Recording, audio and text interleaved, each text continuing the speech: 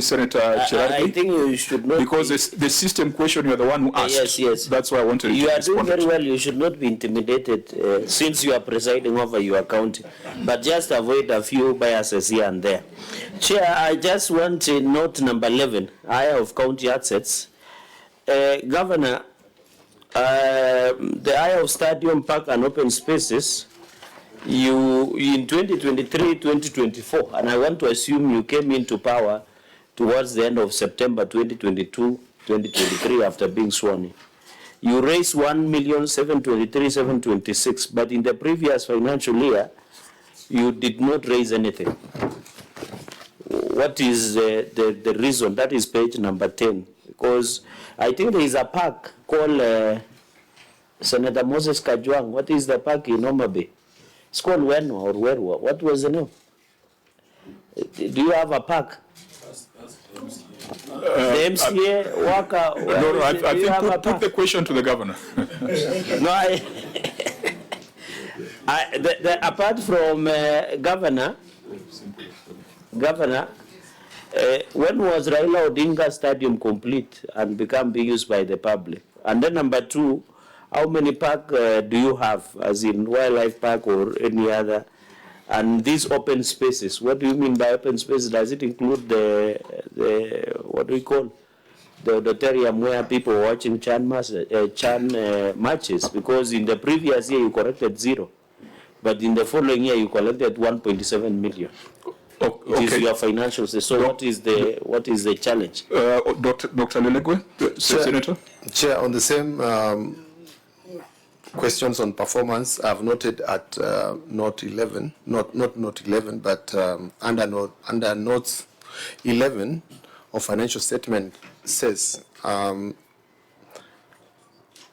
agricultural produce road fee has declined from 24 million to 12 million in 2023-2024 financial year. And fairly, when I look at all your revenue streams, this is clearly an outlier, decreasing your revenue at CES. Under CES on page 8, that's not 1. Yes. 8. Page 8 at the top there, and not 1. There's a decline by 50%. And when you look at your other revenue streams, most of them has registered positive growth. What might be the reason why at 2023-2024, there was a 50% decline on the agricultural produce road fees? Governor, let's deal with these issues very quickly so that we move to the other issues. Thank you, Chair. Chair, in terms of the stadia, and I think Cherargei has left, but I'll just just respond for the record. The Raila Odinga Stadium was opened in July 2023, 1st July 2023, which means that the year 2022-23, it was not in operation. And when we opened it, then we got some teams that were now playing, like Shabana, that gave us the revenue that we raised from the stadium. The other open spaces are like the Governor's Park, and now we have an arboretum and also the amphitheater at the lakefront. We will be able to collect some revenues there for weddings and other things, just activities and events, but not for individual persons using the facilities. In terms of the agricultural produce road fee, a lot of the... The question by Cherargei was in the 2022-2023, there is zero collection. In 2023. That is note number 11, page 10 on your ROR. But there were other stadiums. There was no stadium. The stadium was not complete. There was no park, there was nothing. There was no park, animal park, you don't have? No, animal is different, Chair, Senator Cherargei. The Ruma National Park is the game park that we have, but we do not receive any revenues from it because it's a national park, not a game reserve. So the revenues go directly to Kenya Wildlife Service. So there was no stadium, there was no park, there was no open spaces? That is how much work we have done in the time we have been in office. Okay, Governor, let's proceed a bit faster. The agricultural produce road fee. Here, Ndiwa Sukari, which is the main producer of cess, was closed for a while for repairs, and therefore we lost quite a bit of cess in between. And we also had Kibos that was taking sugarcane from Homa Bay to Kisumu, and they also left during that time. So that is the reason that we had the decline in the agricultural monies. Thank you. Honorable members, I want to request that we look at the systems environment, wrap this up, and then go to the issues in the main executive report. Auditor General, you had an observation on systems environment, and I think you had indicated that there's something that has not been resolved. Very quickly, can you read your findings? As the Auditor General takes us to anomalies in the revenue collection and management system, the issues raised and evaluation role, we'll take note of the responses. This is a matter that should be kept in view because we have looked at the detailed response. So it's something that the auditor will report on in the subsequent audit. But let's deal with anomalies in the revenue collection and management system. Yeah, thank you, Chair. Anomalies in the revenue collection and the management system. The county government of Homa Bay procured a craft biller system for revenue collection and management from the local vendor through a contract signed on 26th May 2023.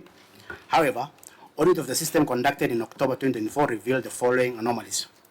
1. Error handling had not been hardened.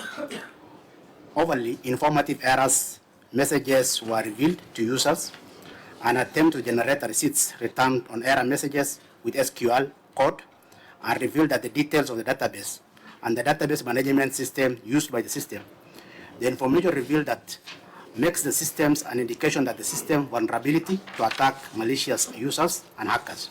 Could I guide that you go straight to paragraph 7 because that is where the outstanding matter is. Yeah, thank you, Chair, for guidance. Paragraph 7, that's page 6 of the financial statements. A review of the contract between the county government of Homa Bay and the vendor revealed that the contract did not specify the contract period and did not provide for the payments of 5% commission on revenue collected, which is paid to the contractor every month. In addition, the contract price was Kenya shilling 28,289,179, including the VAT, with the payment structured in 3 phases: 30% upon submission of the draft report, 40% upon submission of the unacceptable draft report, and 30% upon submission and approval of the final report.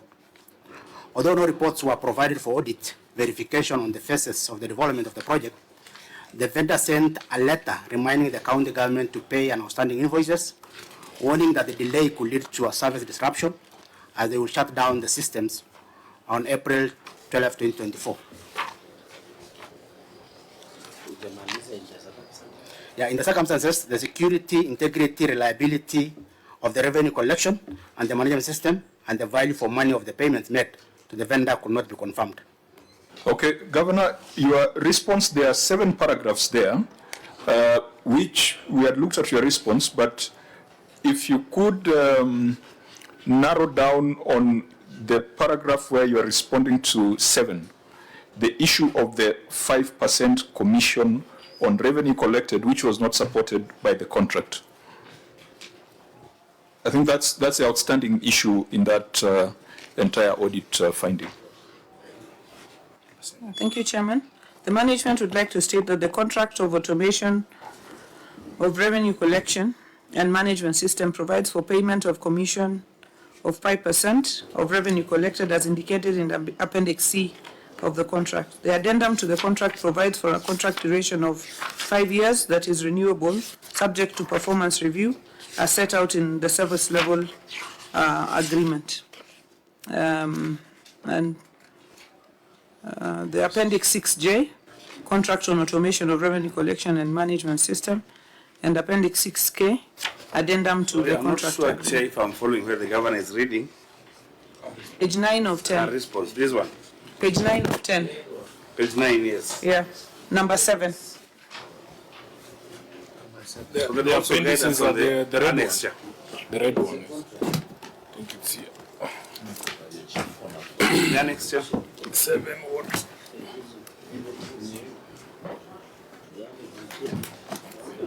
Appendix. So, Chairman, the annexures are 6J and 6K.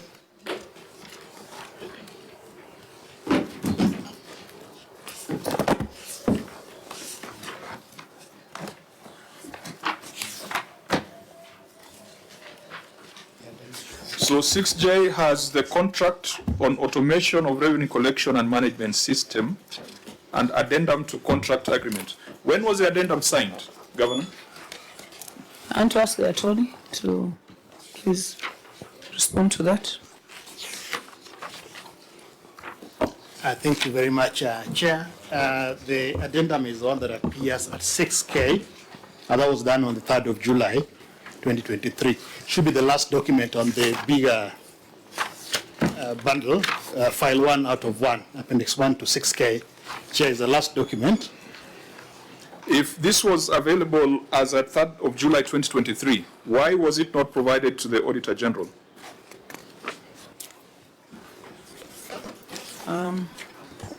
Because this is an observation that was in the management letter, was in the draft certificate, and was in the final certificate. Why should this Senate believe that this addendum was not backdated or initiated just to close an audit finding? Governor? Chairman, the 5% charge is on the contract. Which page? The last page of the contract. It's highlighted there. In the addendum or No. in the main contract? In the main contract, which is 6J. The last pages are ineligible. You can't But if read you, them. I think there's a section that is highlighted, Chair. You know, Governor, this would be very simple. The auditor raised this and it found its way all the way to the Senate. Where were these contracts when the auditor was asking these questions? Because he says you are paying 5% to a system vendor, but that is not captured anywhere in the contract. And if it was available, I believe that your receiver of revenue would have just furnished the OAG with this information. And The risk we run is now processing information that could be doctored for all that we know.